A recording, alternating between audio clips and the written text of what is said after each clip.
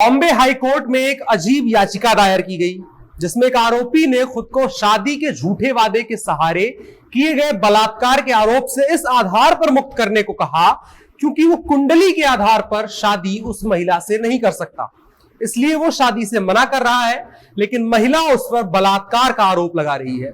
आइए देखते हैं पूरा मामला और फैसला क्या है। मेरा नाम अनुराग मिश्रा है और आप जनता जंक्शन देख रहे हैं। कोविड के दूसरी लहर में आरटीपीसीआर टेस्ट जो है सो लिए हो, लेने के बाद जो है सो 2 दिन के बाद रिजल्ट जो है सो इमीडिएट वो हमको अवेलेबल कराए। रिजल्ट में हम पॉजिटिव पाए गए। पॉजिटिव रिजल्ट होने के बाद जो है तो सबसे बड़ी समस्या ये हुई कि अब हम इसका ट्रीटमेंट कहाँ से कराएं। ये सबसे परेशानी वाली बात यही हुई। उसके बाद हनुमान जी से हम इस पर कंसल्ट किए, बातचीत होने के बाद जो है तो उन्होंने हर एक तरह से सपोर्ट करना शुरू किया। हनुमान ऐप को डाउनलोड करें और इसका बेनिफिट आप उठाएं। देश में अक्सर एक विशेष तरह के बलात्कार के केस सामने आते रहते हैं जिसमें शादी के झूठे वादे पर बलात्कार के केस होते हैं।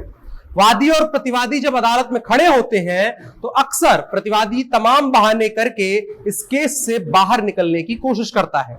इसी तरह से एक आरोपी बहाना बनाता है कि ज्योतिषीय असंगति का यानी शादी के मामले में अक्सर कुंडली मेल करना या ग्रह नक्षत्रों का मेल होना जरूरी होता है।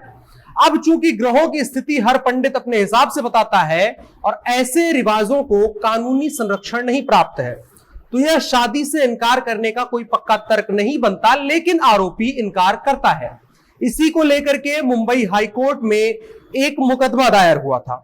17 और 20 तारीख को बॉम्बे हाई कोर्ट ने शादी के झूठे वादे, बलात्कार और धोखाधड़ी के आरोप में आरोपित 32 वर्षीय व्यक्ति के शादी के इनकार करने के वैध कारण के रूप में ज्योतिषीय असंगति के दावों को स्वीकार करने से इनकार कर दिया। मामला 2012 का है। आरोपी और शिकायतकर्ता एक दूसरे को 2012 से जानते थे। तब वो एक 5 सितारा होटल में काम कर रहे थे। उसी साल अक्टूबर में दोनों के बीच शारीरिक संबंध स्थापित हुए। शिकायतकर्ता ने आरोप लगाया कि आरोपी ने कई मौकों पर शादी का झांसा देकर उसके साथ शारीरिक संबंध बनाए।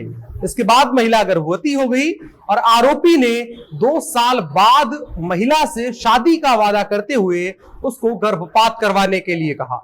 महिला ने आरोप लगाया कि गर्भपात के बाद आरोपी ने उसके साथ जबरदस्ती की और उसके बाद उसे नजरअंदाज करना शुरू कर दिया। इस व्यवहार के बाद शिकायतकर्ता ने पुलिस से संपर्क किया। जनवरी 2013 में जब एक पुलिस अधिकारी को मध्यस्थता के लिए भेजा गया तो आरोपी ने फिर से सबके सामने एक बार उससे शादी करने का वादा कर लिया। हालांकि 12 दिन बाद उसने फिर से मना कर दिया। तब आरोपी और उसके पिता ने कथित तौर पर शिकायतकर्ता से कहा कि उनकी कुंडली मेल नहीं खाती, इसलिए शादी नहीं हो सकती। बलात्कार और धोखाधड़ी के मामले में बाद में पुलिस ने उसे गिरफ्तार किया और मुकदमा चला। फिर आरोपी ने सीआरपीसी की धारा 397 की सहयोगी धारा 401 के तहत एक पुनर्विचार याचिका दायर करके मुंबई हाई कोर्ट का दरवाजा खटखटाया।